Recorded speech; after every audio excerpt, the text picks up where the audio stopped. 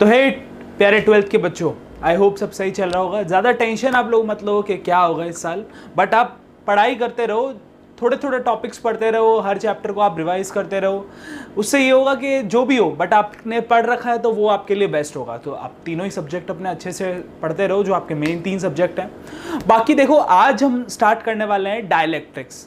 कहते हैं चैप्टर 2 जो है आपका सबसे इंपॉर्टेंट चैप्टर है। आपका पूरा का पूरा ओवरऑल पूरी की पूरी बुक पढ़ने में, अगर आप पूरी फर्स्ट बुक पढ़ रहे हो तो उसके अंदर चैप्टर 2 बहुत मेन है, क्योंकि उसके अंदर आप पोटेंशियल पढ़ते हो, फिर आप पढ़ते हो कैपेसिटर पढ़ते हो, और फिर आप डायलेक्ट्रिक पढ़ते हो। तो आज आप पढ़ने वाले हो डायलेक्ट्रिक्स। मैंने आपको कैपेसिटर बताया, पैरेलल प्लेट कैपेसिटर बताया, और साथ में ही मैंने आपको पोटेंशियल के बारे में अच्छे से बताया।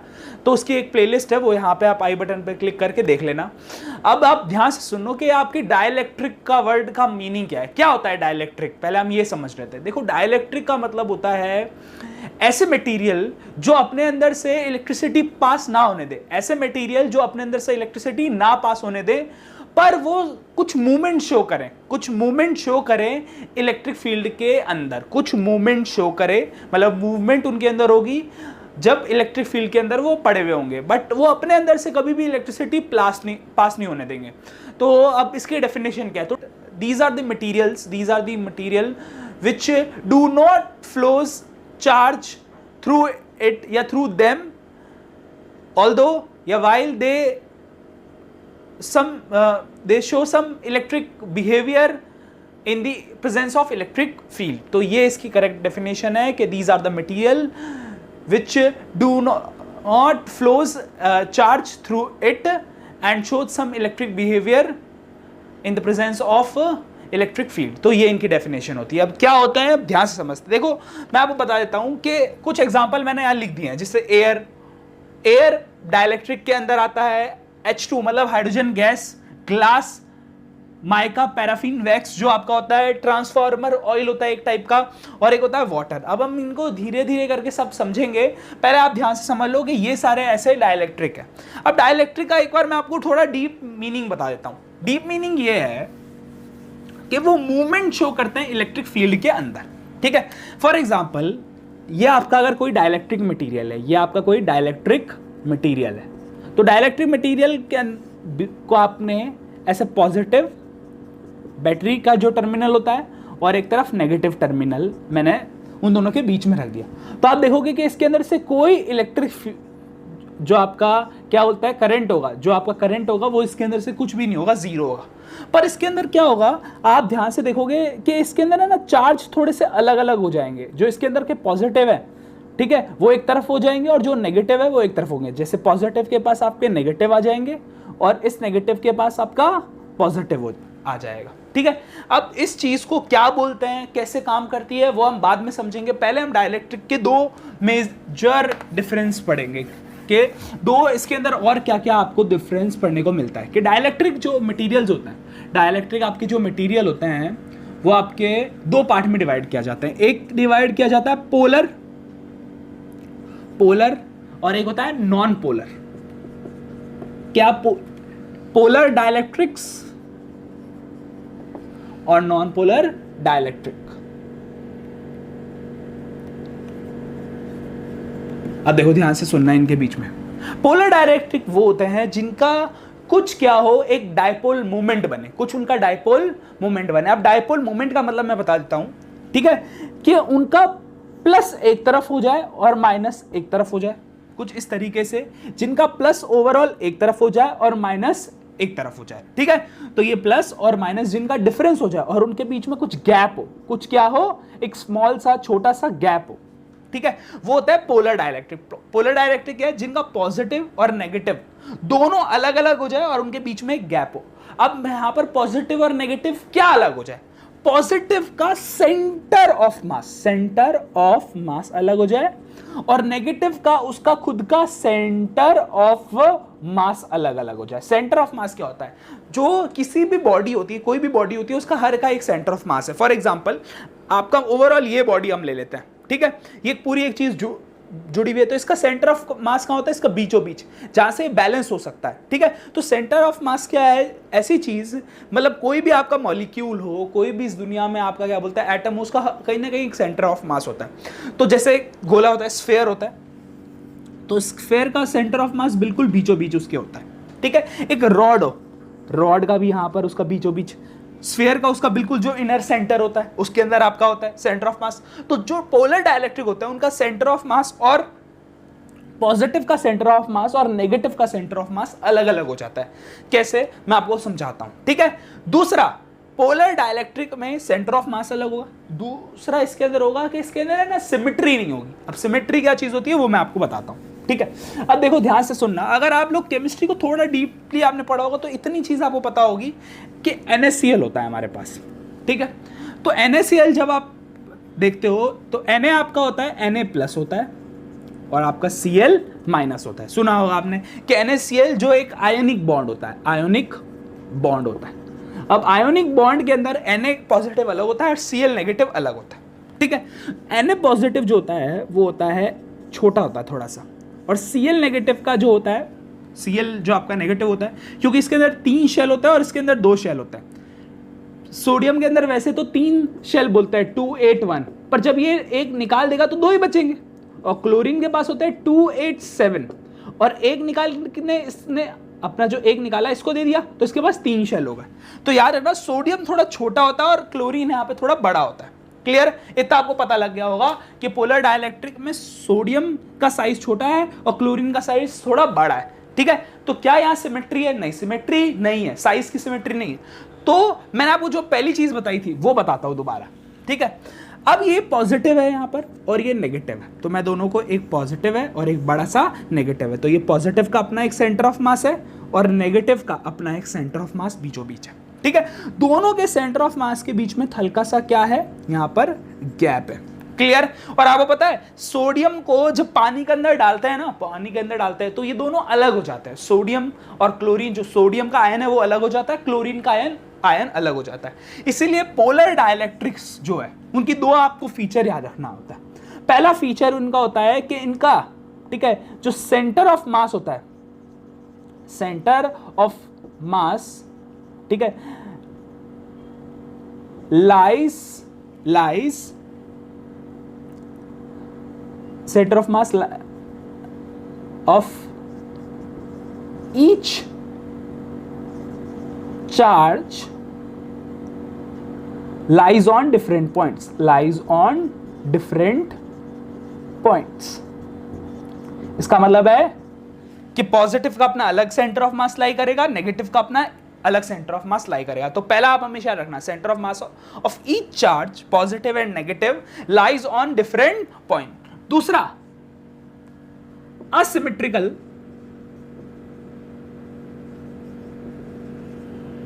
स्ट्रक्चर।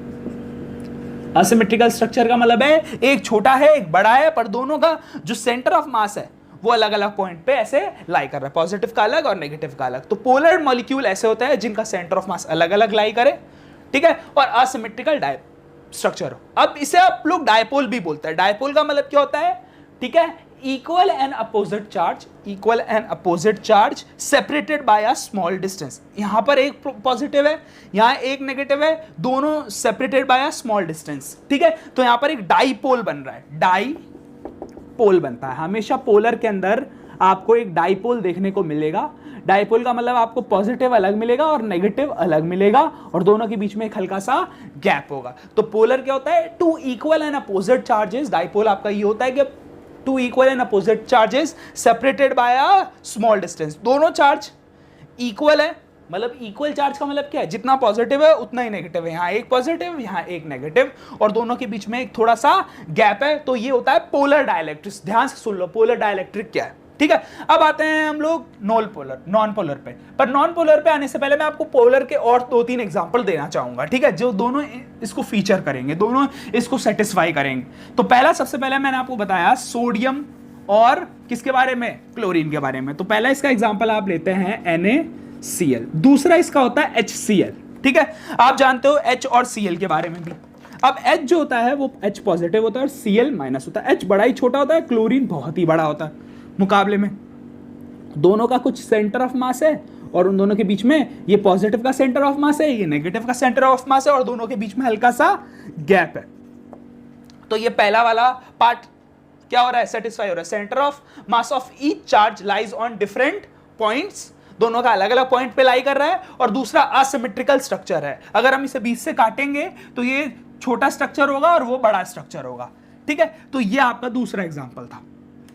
तीसरा एग्जांपल लेते हैं हम वाटर का। वाटर मेरा फेवरेट है, H2O, और वो पोलर मॉलिक्यूल है। कैसे, अभी देखो इन दोनों में तो दो दो आपके एटम्स थे, Na सोडियम अलग, क्लोरीन अलग, हाइड्रोजन अलग और क्लोरीन अलग। तो अगर आपको कोई बोले पोलर हमेशा डायटोमिक होता है, ऐसा कुछ नहीं है। पोलर दो एटम से भी ज्यादा वाला भी हो सकता है, जैसे कि ये देखो ध्यान से, पानी का ऐसा होता है कि O काफी बड़ा होता है, O का साइज काफी बड़ा होता है,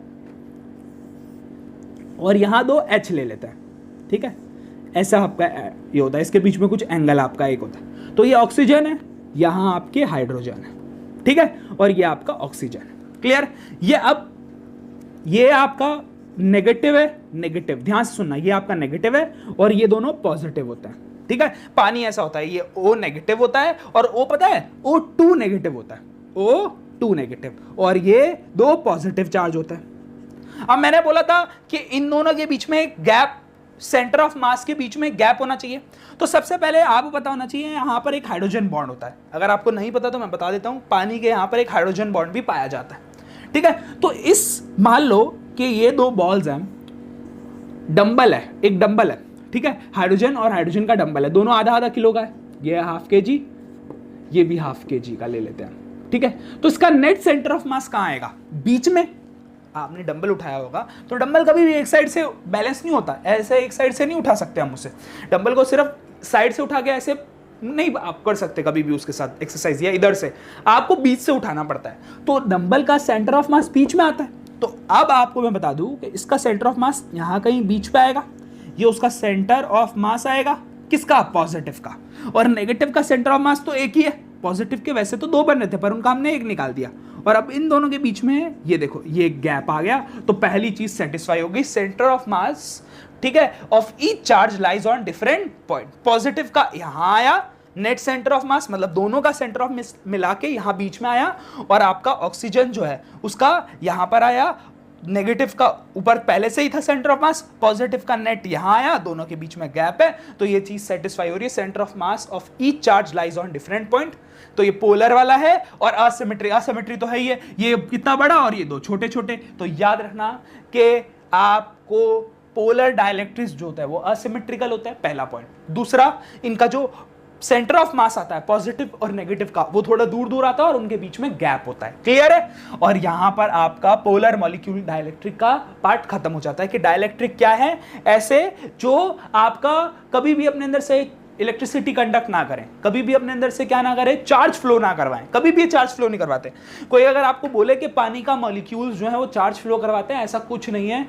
प्योर वाटर, डिस्टिल्ड वाटर, ठीक है, कभी भी इलेक्ट्रिसिटी फ्लो नहीं करवाता जब तक उसके अंदर आयन ना डाले हो, जब तक उसके अंदर सॉल्ट वॉल्ट ना डाला गया हो, ठीक है। सॉल्ट डालने से क्या होता है, सोडियम और क्लोरीन आयंस अलग हो जाते हैं। जब वो अलग हो जाएंगे तब वो इलेक्ट्रिसिटी फ्लो करेंगे।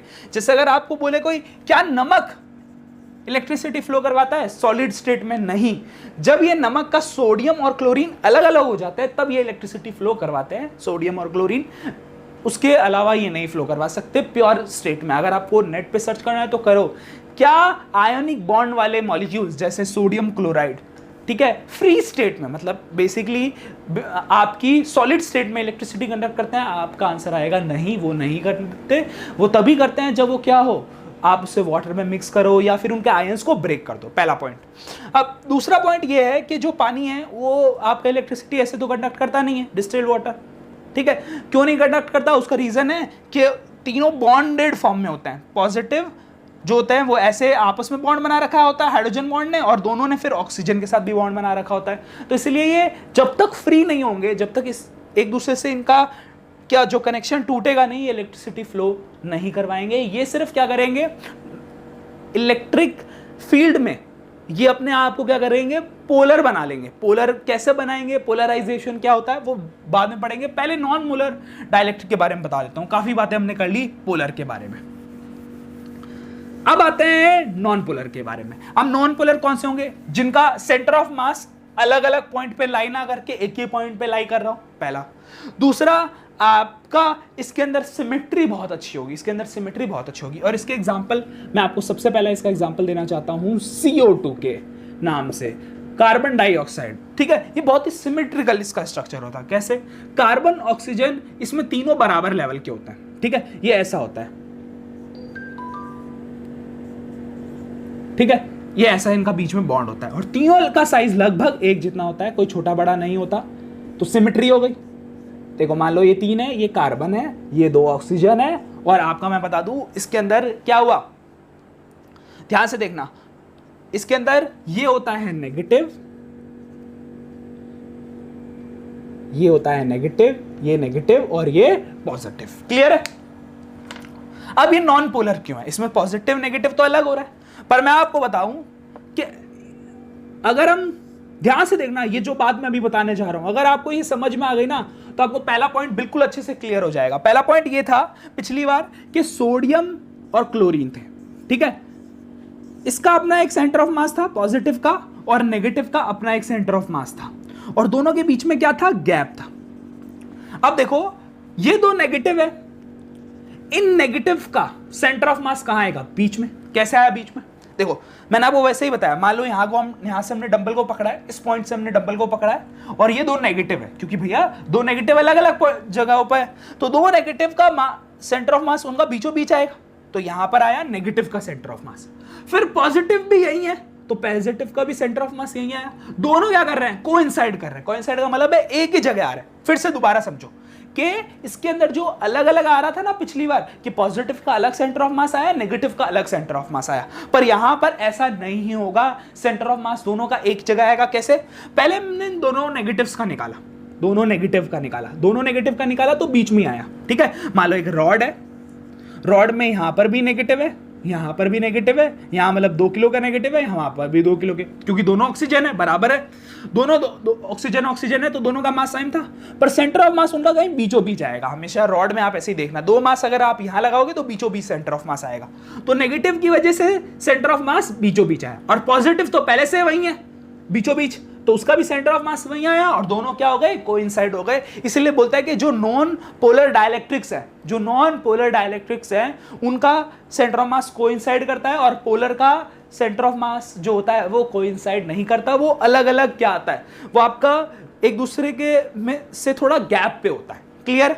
आपको समझ में आ गया होगा। दूसरा, इनके अंदर क्या सिमेट्री है? हाँ भैया, सिमेट्री है। ऑक्सीजन कार्बन के बीच में ज्यादा डिफरेंस होता ही नहीं बिल्कुल भी। किसमें? उनके साइज में, तीनों का साइज सेम है, तो सिमेट्री भी है।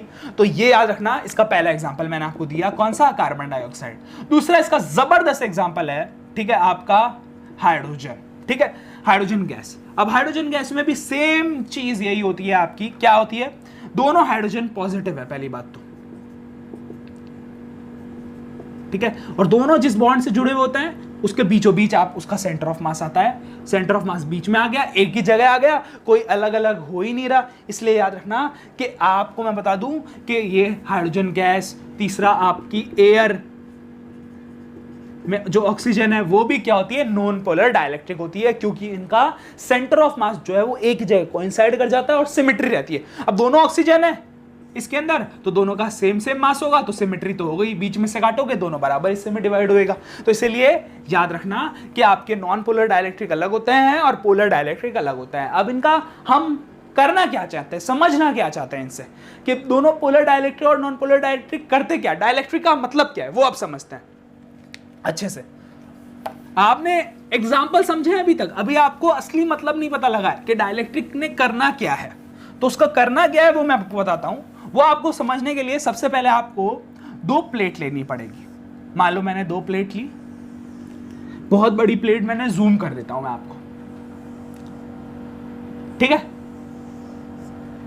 सही है। 2 मैंने प्लेट ली है, क्लियर? 2 प्लेट ली है, एक को मैं बाद में पॉजिटिव चार्ज करूंगा, एक को नेगेटिव चार्ज करूंगा। क्लियर है? कैसे चार्ज करूंगा वो मेरी बाद में हेडेक है, बाद की बात बता रहा हूं, अभी मैंने किया नहीं है कुछ।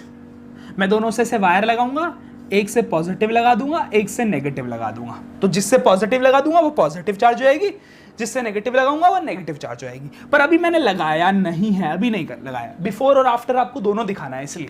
तो डाइलेक्ट्रिक क्या होता है कि आपने दो प्लेट्स के बीच में वो भर देते हो, ठीक है, दो प्लेट्स के बीच में वो हम भर देते हैं वो डाइलेक्ट्रिक।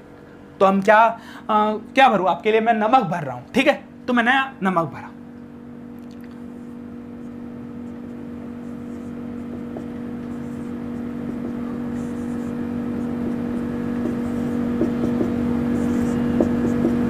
अब आप लोग सोच रहे होंगे सर आप ये क्या बना रहे हो।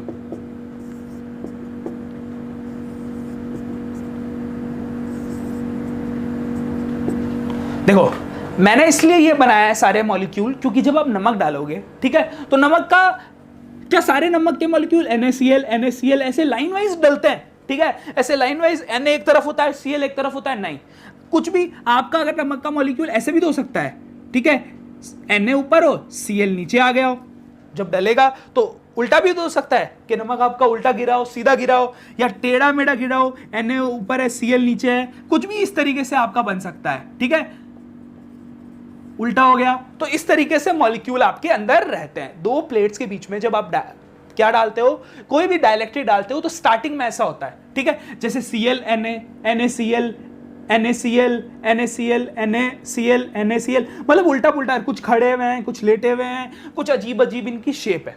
तो ये अभी आपका बिफोर केस है, before applying electric field. Before applying electric field मतलब डाइलेक्ट्रिक का मतलब मैंने आपको क्या बताया था, जो अपने अंदर से इलेक्ट्रिसिटी कंडक्ट नहीं होने देंगे, इलेक्ट्रिसिटी कंडक्ट नहीं होने देंगे। और दूसरा ये क्या करेंगे, कुछ मूवमेंट शो करेंगे जब इलेक्ट्रिक फील्ड लगाई जाएगी। अब इलेक्ट्रिक फील्ड कैसे लगाएंगे वो मैं बता देता हूं। जैसे ही आपने पॉजिटिव और नेगेटिव आपने यहां पर ऐसे लगाया सेल या फिर अपनी बैटरी लगाई, जैसे ही आपने सेल या बैटरी लगाई, ये पूरा हिस्सा हो गया पॉजिटिव, पूरा हिस्सा हो गया पॉजिटिव, ये आपकी प्लेट चार्ज हो गई है पॉजिटिव से, और वो नेगेटिव है, तो पूरी प्लेट किससे चार्ज हो गई है, नेगेटिव से। तो क्या बताओ ये पैरेलल प्लेट कैपेसिटर है, हाँ पैरेलल प्लेट कैपेसिटर यही होता है कि एक पूरा पॉजिटिव चार्ज हो जाए, एक पूरा नेगेटिव चार्ज हो जाए। उसके बाद इसके अंदर क्या हो, इसके अंदर ऐसे इलेक्ट्रिक फील्ड जाने लगे, ऐसे इलेक्ट्रिक फील्ड जाने लगे यहां से यहां तक, ध्यान से सुनना, आपकी इलेक्ट्रिक फील्ड ऐसे जाने लगे, ठीक है, आप भी ऐसे ही बनाना, ठीक है। ये था बिफोर, ये डायग्राम है आपका before applying electric field, before applying electric field. पर अब तो हमने इलेक्ट्रिक फील्ड लगा दिए, तो अब इनमें चेंज आएगा, ध्यान से देखना। ये जो पहले वाले थे ना, ये आप ये सब लिखना, ये इलेक्ट्रिक फील्ड जब तक आप नहीं लगाओगे, जब तक बैटरी नहीं लगाओगे, तब तक ये ऐसे दिख रहे होंगे अजीब अजीब, कोई ऐसे, कोई खड़े हुए हैं, कोई ऐसे वर्टिकल है, कोई हॉरिजॉन्टल है, कुछ नहीं। अब पता है क्या होगा, ध्यान से देखना, पॉजिटिव से नेगेटिव अट्रैक्ट होगा, पॉजिटिव से आपका नेगेटिव अट्रैक्ट होगा और पॉजिटिव रिपेल होगा। अब यहां पर भी देखो ये क्या हो रहा है, ये पहले पॉजिटिव यहां था, नेगेटिव यहां था, पर अब होगा क्या, ये एकदम हॉरिजॉन्टल हो जाएगा, नेगेटिव यहां आ जाएगा, पॉजिटिव यहां जाएगा। यहां पर भी ऐसे ही, नेगेटिव यहां, पॉजिटिव यहां, सब जगह नेगेटिव यहां, पॉजिटिव यहां, नेगेटिव यहां, पॉजिटिव यहां। देखते रहो ध्यान से, वहां से पॉजिटिव अट्रैक्ट होगा, negative, negative positive, negative positive, negative positive, और ऐसे आपका नेगेटिव पॉजिटिव। आप देखो सारे नेगेटिव एक तरफ आ गए और सारे पॉजिटिव उस तरफ चले गए। नेगेटिव इधर क्यों आ गए, क्योंकि वो पॉजिटिव से अट्रैक्ट हो रहा है, और पॉजिटिव इस तरफ क्यों आ गए, क्योंकि उस नेगेटिव से अट्रैक्ट हो रहे हैं। तो इस वजह से इसे बोलते हैं हम पोलराइजेशन। यहां एक वर्ड यूज करते हैं पोलराइजेशन। इसका मतलब क्या है, ध्यान से समझो। पोलराइजेशन का मतलब होता है on applying electric field, on applying electric field the molecules in the dielectric, the molecules in the dielectric become polarised या बिकम सिंक्रोनाइज्ड, ठीक है। तो कैसे सिंक्रोनाइज हो गए कि आपके सारे नेगेटिव एक तरफ आ गए और पॉजिटिव एक तरफ चलेगा। पहले कैसे अजीब अजीब शेप थी इनकी, और अब आफ्टर ये एकदम सिस्टमैटिक हो गए। इनके अंदर क्या आ गया कि सारे नेगेटिव एक तरफ और सारे पॉजिटिव एक तरफ। उससे फायदा क्या हुआ इसके अंदर, उससे फायदा क्या हुआ ये हमें समझने की बहुत ज्यादा जरूरत है कि ऐसा करने से हुआ क्या, हमें क्या फायदा हुआ। इससे चार्ज स्टोर करने की कैपेसिटी बढ़ती है। अब ध्यान से मैं जो अभी बताने वाला हूं बात, उसको पूरा लिखते भी रहना साथ साथ में, क्योंकि देखो मैं तो आपको समझाऊंगा, पर आप उसे जितना कन्वर्ट कर सकते हो अपनी लैंग्वेज में, अपने वर्ड्स में, वो बहुत इंपॉर्टेंट होगा। क्योंकि 12th में आजकल ये नहीं है कि रट्टा वाले क्वेश्चन आ गए कि आप न्यूमेरिकल करके चले गए या थ्योरी पढ़ के चले गए या पास हो गए। आपको रीजन पता होना चाहिए कि क्या हो रहा है असलियत में, हम क्यों कैपेसिटर का यूज कर रहे हैं, उसके अंदर डाइलेक्ट्रिक क्यों भर रहे हैं। क्लियर है? तो अब जो मैं बात बताने वाला हूं उसको ध्यान से एकदम सुनना कि ये करने से फायदा क्या हुआ। पहले तो अजीब ये इस तरीके से थे, कोई खड़ा हुआ, कोई टेढ़ा, कोई लेटा हुआ, पर अब सारे एकदम हॉरिजॉन्टली डिवाइड हो गए। तो ऐसा क्यों हुआ? क्यों हम लोग पोलराइजेशन करते हैं, क्यों हम पोलराइजेशन करते हैं, क्यों पॉजिटिव एक तरफ करते हैं, क्यों नेगेटिव एक तरफ करते हैं, वो अब समझते हैं। ठीक है, अगर आपके पास एनसीईआरटी है या कोई अभी आपके पास एनसीईआरटी पीडीएफ है तो उसे आप डाउनलोड कर लो या फिर एक बार अच्छे से उसके अंदर देख लो। उसके अंदर भी आपको एकदम डायग्राम अच्छे से यही वाला बना के दिखाएंगे कि सिंक्रोनाइज कैसे होते हैं। जो पॉजिटिव प्लेट होती है उसके आसपास नेगेटिव आ जाते हैं और जो आपकी नेगेटिव होती है उसके आसपास पॉजिटिव आ जाते हैं। तो मैं आपको एक फॉर्मूला बताता हूं। सबसे पहले कैपेसिटेंस के ऊपर आते हैं हम लोग, कैपेसिटेंस के ऊपर आते हैं और हम लोग कैपेसिटर का नाम दोबारा लेंगे। तो सबसे पहले तो आपको इन दोनों के बीच में डिफरेंस पता होना चाहिए। कैपेसिटेंस वैल्यू होती है कि एक कितनी वैल्यू तक वो, एक न्यूमेरिकल वैल्यू है। ये क्या है? न्यूमेरिकल वैल्यू है। ठीक है, और कैपेसिटर उस डिवाइस का नाम है। डिवाइस का नाम मतलब क्या है? आप बाजार से लाते तो कैपेसिटर हो, पर बहुत सारे कैपेसिटर आते हैं, अलग अलग सबकी कैपेसिटेंस होता है। मतलब आपने बोला कैपेसिटर चाहिए, भैया कैपेसिटर चाहिए जिसकी कैपेसिटेंस क्या हो? 700 माइक्रोफैरेड हो। ठीक है, मतलब 700 माइक्रोफैरेड।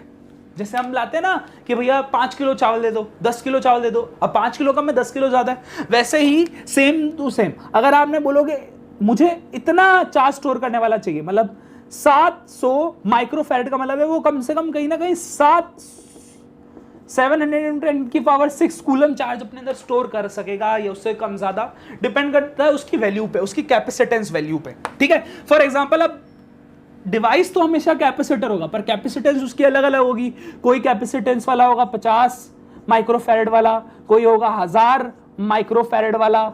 ठीक है, तो कैपेसिटेंस ऐसे अलग अलग आती है। और हम क्या करते हैं, हम लोग पता क्या है, हम लोग चाहते हैं कि लाएं बाजार से एक ही कैपेसिटर, उसकी वैल्यू घर पे ही चेंज कर लें, उसकी वैल्यू घर पे ही थोड़ी बहुत बदल ले। क्यों हम अलग अलग खरीद के लाए? तो उसके लिए हम डाइलेक्ट्रिक का कैसे यूज करते हैं, थोड़ा दिमाग लगाना कि हम घर पे ही उसकी वैल्यू चेंज कर लें। कम करना है तो कम कर ले कैपेसिटेंस को, और ज्यादा करना है तो ज्यादा कर ले। कैसे करते हैं देखो, ध्यान से देखना, मजा आएगा। तो करते क्या है, सबसे पहले फॉर्मूला एक हमारे सामने होता है। फॉर्मूले से क्योंकि काफी अच्छी अंडरस्टैंडिंग होती है कि आप डायरेक्टली प्रोपोर्शनल, इनवर्सली प्रोपोर्शनल सब कर सकते हो। तो फॉर्मूला आपका है Q इक्वल टू C और V। ठीक है, क्योंकि अब अगर हम यहां ध्यान से C की वैल्यू निकाले तो Q अपॉन V है। ये डायरेक्टली प्रोपोर्शनल है Q के और इनवर्सली प्रोपोर्शनल है V के। ठीक है, मतलब जितना ज्यादा आप चार्ज स्टोर करोगे, उतना ज्यादा कैपेसिटेंस बढ़ेगा।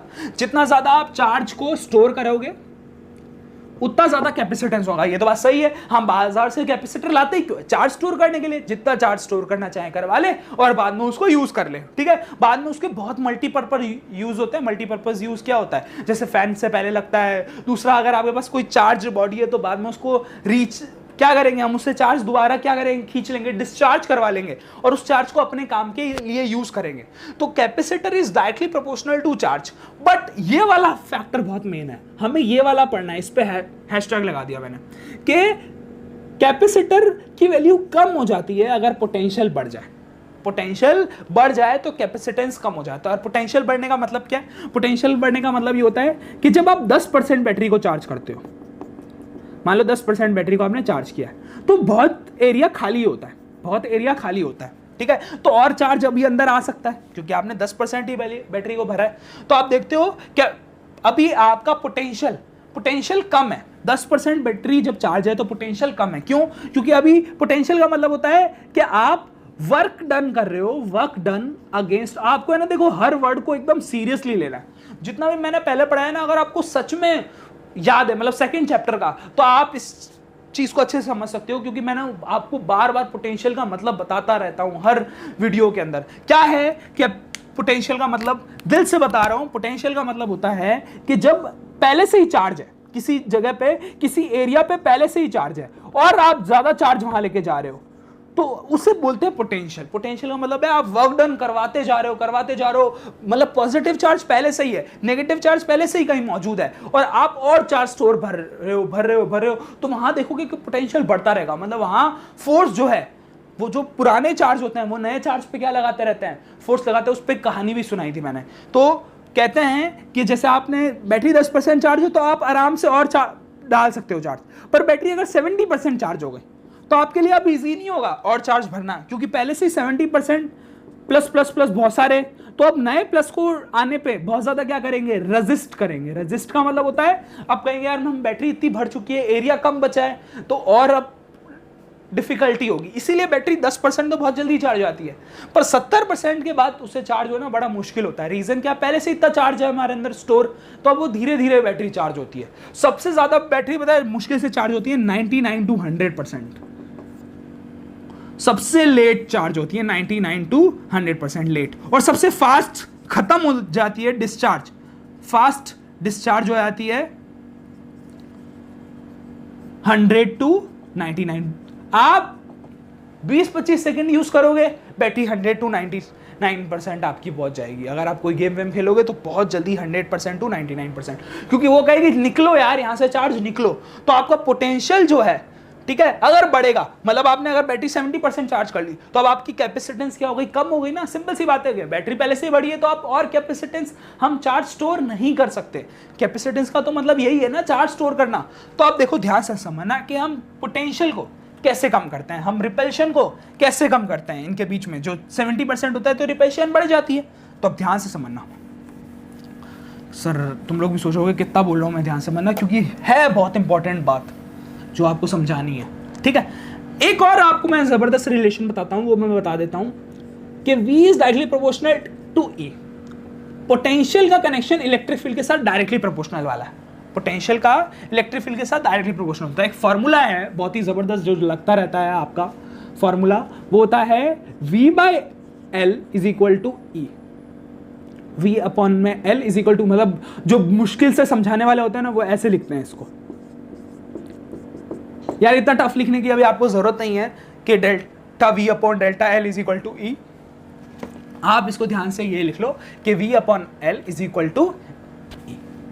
इसी से इलेक्ट्रिक फील्ड की यूनिट भी होती है वोल्ट पर मीटर। वोल्ट पर मीटर, वोल्ट इसकी पोटेंशियल की और L, ठीक है। तो इससे हमें एक चीज पता लग गई कि अगर आपको इलेक्ट्रिक फील्ड को कम कर दोगे तो पोटेंशियल भी कम हो जाएगा, इलेक्ट्रिक फील्ड को कम करोगे तो पोटेंशियल भी कम होगा, और पोटेंशियल को कम करोगे तो कैपेसिटेंस बढ़ेगा। तो इसका मतलब हमें इलेक्ट्रिक फील्ड को कहीं ना कहीं कम करना है ताकि पोटेंशियल भी कम हो जाए, और पोटेंशियल कम हो जाएगा तो कैपेसिटेंस बढ़ जाएगा। कितना लिंक है देख रहे हो, कितना डीपली सोचा है जिस इंसान ने पैरेलल प्लेट कैपेसिटर के अंदर स्लैब डाली थी, डाइलेक्ट्रिक स्लैब डाली थी। तो उसने क्या करा, अब आपको पूरा अच्छे से समझाता हूं, मजा आएगा समझने में। पहले प्लेट को चार्ज कर दिया था, प्लेट को उसने चार्ज कर दिया, प्लेट को चार्ज कर दिया। अब वो ये चाहता था कि जो प्लेट से दोनों और ज्यादा चार्ज हो, वो चाहता था कि प्लेट अब की चार्ज हो चुकी है तो वो और ज्यादा चार्ज हो। तो उसने क्या करा, बीच में डाइलेक्ट्रिक मटेरियल डाल दिया। डाइलेक्ट्रिक मटेरियल आराम से डाला, और जैसे ही उसने डाइलेक्ट्रिक मटेरियल डाला, उसने देखा अभी और ज्यादा चार्ज होने लगी है। जितने प्लस है ना उससे 2 गुना 3 गुना और ज्यादा आपके क्या आने लगे, प्लस स्टोर होने लगे, उससे और ज्यादा माइनस स्टोर होने लग गए। कैसे, ऐसा क्या हुआ ये डाइलेक्ट्रिक मटेरियल डालने से कि और ज्यादा चार्ज, यहां जितना डालना और 6 गुना 7 गुना और डाल सकते हो। तो पता है अगर पानी डालते हैं ना डाइलेक्ट्रिक के अंदर, यहां वाटर, तो 80 गुना और चार्ज स्टोर होता है, 80 टाइम्स। कितना ज्यादा है कि अगर आपका पहले कैपेसिटेंस 1 माइक्रोफैरेड था तो इंटू 80 हो जाएगा। पहले से 100 था तो इंटू 80 हो जाएगा, मतलब कहीं ना कहीं 8000, ठीक है, कहीं ना कहीं आपके 8000 माइक्रोफैरेड हो जाएगा वो, अगर पहले 100 माइक्रोफैरेड था। क्योंकि पानी डालते ही और जबरदस्त इसके अंदर हमें मतलब क्या होता है, हमें लार्ज इसके अंदर आपको चेंजेस देखने को मिलते हैं। कैसे, क्या होता है, वो ये होता है कि जैसे ही आप डाइलेक्ट्रिक डालते हो डाइलेक्ट्रिक एक तरफ माइनस हो जाता है, एक तरफ प्लस हो जाता है, एक तरफ माइनस एक तरफ प्लस। क्यों माइनस इधर, क्यों? क्योंकि इधर पॉजिटिव है। देखो ऐसे हो जाता है। इससे क्या होता है कि ये जो पहले पॉजिटिव और पॉजिटिव के बीच में रिपल्शन थी, पहले पॉजिटिव और पॉजिटिव के बीच में रिपल्शन थी, ये दोनों एक दूसरे को रिपेल कर रहे थे। इस प्लेट के अंदर तो है ये जबरदस्ती है, बट क्योंकि इनका पोटेंशियल जो है वो बहुत बड़ा हुआ है, पूरी फुल प्लेट चार्ज है, तो ये दोनों एक दूसरे को भगाना चाहते थे, बट अब ये नहीं भगाएंगे। उसका रीजन क्या है? इसको एक लालच मिल गया कि यार मेरा पार्टनर है नेगेटिव, यहां पर भी इसे भी एक लालच मिल गया कि मेरा पार्टनर नेगेटिव है यहां पर। तो उसको आसपास क्या होता है कि आपने नेगेटिव का एक लालच दे दिया, जिस वजह से आप एक दूसरे को छोड़ के नहीं जाते। और ये वाले नेगेटिव क्यों नहीं जाते? उसका रीजन क्या है कि ये पॉजिटिव से अट्रैक्ट हो जाते हैं मजे से, बहुत ही इनको फील अच्छा आ रही होती है। तो याद रखना कि इसीलिए अब ये और रिपल्शन नहीं करेंगे, और हाँ प्लस भर दो, और आप यहां ज्यादा से ज्यादा क्या डाल दो? प्लस और डाल दो, क्योंकि आपको पता है ये वाले प्लस इन माइनस से अट्रैक्ट हो रहे होंगे। डाइलेक्ट्रिक का बताया था ना पोलर वाले मैंने, कि जो आप जैसे ही इसके अंदर डाइलेक्ट्रिक डालते हो, नेगेटिव एक तरफ हो जाते हैं, पॉजिटिव एक तरफ हो जाते हैं। एक तो रीजन मैंने आपको ये बताया है जो बहुत ही रियलिस्टिक रीजन है, जो प्रैक्टिकल रीजन वो यही है कि आप क्या करते हो? स्लैब डालते हो, स्लैब अपने अंदर से चार्ज वर्क तो कंडक्ट करती ही नहीं है, अपने अंदर से इलेक्ट्रिसिटी तो पास होने नहीं देती, अपने अंदर से इलेक्ट्रिसिटी पास होने नहीं देती, क्योंकि यहाँ पॉजिटिव नेगेटिव ऐसे होता है और पॉजिटिव उधर होता है। तो ये जो नेगेटिव वाला होता है वो इस पॉजिटिव को अपने से जोड़ के रखता है कि मैं तुझे अब जाने नहीं दूंगा, मैं इस प्लेट से पॉजिटिव चार्ज को खर्च नहीं होने दूंगा, मतलब वो वायर से यहाँ निकल ना जाए, इसलिए हाँ ये नेगेटिव इसको पकड़ के रखता है। और भले ही पॉजिटिव डाल दो, ये सारे जो इधर वाले नेगेटिव है इस पॉजिटिव को पकड़ के रखेंगे, और ये वाले जो नेगेटिव है वो किससे अट्रैक्टेड है? इस पॉजिटिव से। तो ये एक रीजन है जिस वजह से हम डाइलेक्ट्रिक स्लैब यूज करते हैं, क्योंकि ये चार्ज कंडक्ट करेंगे नहीं, मतलब यहाँ इलेक्ट्रिसिटी फ्लो होगी नहीं। और क्या हुआ कि पोलराइजेशन की वजह से जो ये नेगेटिव और पॉजिटिव एक तरफ हैं, उसकी वजह से आपको जबरदस्त इफेक्ट पड़ेंगे। अब मैं आपको साइंटिफिक लॉजिक समझाता हूं कि साइंटिफिक लॉजिक क्या है, ठीक है? अगर आपको ये प्रैक्टिकल वाला रीजन नहीं समझ में आ रहा है कि सर क्या बोल रहे हो आप, उसे साइंटिफिक टर्म से हम समझते हैं। साइंटिफिक टर्म हमें ये कहती है कि आपने एक प्लेट ली, प्लेट में पॉजिटिव एक तरफ, नेगेटिव एक तरफ, पॉजिटिव एक तरफ और नेगेटिव एक तरफ, ठीक है? तो पहले इलेक्ट्रिक फील्ड ऐसे जा रही थी, पहले इलेक्ट्रिक फील्ड उधर जा रही थी, पॉजिटिव से लेके नेगेटिव से। ये आपकी इलेक्ट्रिक फील्ड ऐसे जा रही थी, ये आपकी इलेक्ट्रिक फील्ड है, इसे बोलते हैं हम EO, original electric field. Original electric field, आपकी इलेक्ट्रिक फील्ड पहले यहां से यहां जा रही थी। जैसे ही आपने स्लैब डाली डाइलेक्ट्रिक वाली, मतलब डाइलेक्ट्रिक वाली चीज डाली, नेगेटिव इधर आ गए और पॉजिटिव इधर आ गए, सही है? अब आपकी इलेक्ट्रिक फील्ड इसमें ऐसे है, आपकी पहले कहां से कहां तक जा रही थी? ऐसे ऐसे। अब मैं बता दूं, इलेक्ट्रिक फील्ड पॉजिटिव से नेगेटिव की तरफ मूव करती है, तो पहले आपकी ये जा रही थी, अब जो इस स्लैब के अंदर उल्टी इलेक्ट्रिक फील्ड बन रही है, अपोजिट इलेक्ट्रिक फील्ड। देखो पॉजिटिव क्योंकि इधर है और नेगेटिव इलेक्ट्रिक है, इसे बोल देते हैं EP, ठीक है? तो माइनस EP, मतलब बड़ी वाली में से छोटी वाली माइनस करोगे तो ये आपकी आ जाएगी E नेट का मतलब है कि अब इलेक्ट्रिक फील्ड कम हो गई। क्यों? पहले पूरी इलेक्ट्रिक फील्ड इधर जा रही थी, बड़ा वेक्टर इलेक्ट्रिक फील्ड इधर जा रही थी, और अब थोड़ी सी इधर जा रही है, हल्की है, मान लो ये थोड़ी कम है, ठीक है? मान लो पहले आपकी इलेक्ट्रिक फील्ड थी 100, तो मान लो ये 5 ही है, 5 ही ले लेते हैं इसको, तो कितनी हो गई? 95 सॉरी। तो कम हुई ना इलेक्ट्रिक फील्ड, और इलेक्ट्रिक फील्ड कम हुई तो पोटेंशियल भी कम हुआ, इलेक्ट्रिक फील्ड कम हुई तो पोटेंशियल भी कम हुआ, और पोटेंशियल कम हुआ तो कैपेसिटेंस बढ़ गया। साइंटिफिक लॉजिक समझ में आ रहा है? तो आप ये लिख सकते हो कि when we put dielectric between the plates, when we put dielectric between the plates, electric field reduces to some level. Due to this, potential also reduces, because electric field and potential both are directly proportional to each other. At the same time, when the potential reduces, capacitance increases. At the same time, potential decreases, capacitance increases. That's the fact. If you reduce electric field, potential also reduces, and due to reduction in potential, there is an increase in capacitance. तो ये आपको पूरा अच्छा समझ में आया। आज मैंने आपको सिर्फ समझाया ही है इस वीडियो के थ्रू। नेक्स्ट जो है, हम लोग बहुत जल्दी, कल परसों में मैं आपको एक और वीडियो डाल दूंगा जिसके अंदर हम इसका मैथमेटिकल टर्म निकालेंगे। मतलब जो कैपेसिटेंस होता है ना, कैपेसिटर के बारे में मैथमेटिकल टर्म पढ़ेंगे। काफ़ी बड़ी मैथमेटिकल टर्म होती है जो इस स्लैब से निकलती है, उसको आपको बड़ा पेशेंसली समझना पड़ेगा क्योंकि वो इंपॉर्टेंट टॉपिक है, आप इसे स्किप कर ही नहीं सकते, ठीक है। आप तो वो बड़ी टर्म क्या होगी, वो होगी epsilon naught A C is equal to epsilon naught A D minus T 1 minus 1 by K. तो ये आपको एक बड़ा फॉर्मूला जो है वो डिराइव करना भी मैं सिखाऊंगा, और ये बड़ी टर्म क्या क्या होती है, ये डी क्या है, डी डिस्टेंस है, टी क्या है, ये थिकनेस है, तो ये आपको सब बताऊंगा। पर उसके लिए आपको ये वाला पूरा कॉन्सेप्ट आना चाहिए एकदम अच्छे से, क्योंकि पता है आपको इस फॉर्मूले से ज़्यादातर पहले आते थे फॉर्मूला डिराइव करना ये वो, पर आजकल तो ये पूरा का पूरा प्रिंसिपल पूछ लेते हैं कि डाइलेक्ट्रिक स्लैब क्या है, पोलर और नॉन पोलर मॉलिक्यूल क्या है, पूरा चिट्ठा लिख दो, ठीक है। तो उसको आप चाहो तो एनसीईआरटी से पढ़ लेना, और नहीं तो डिस्क्रिप्शन में जाके मैं हर चीज़ के बारे में शॉर्ट लिख दूंगा, उतना लिख लेना। Bye bye.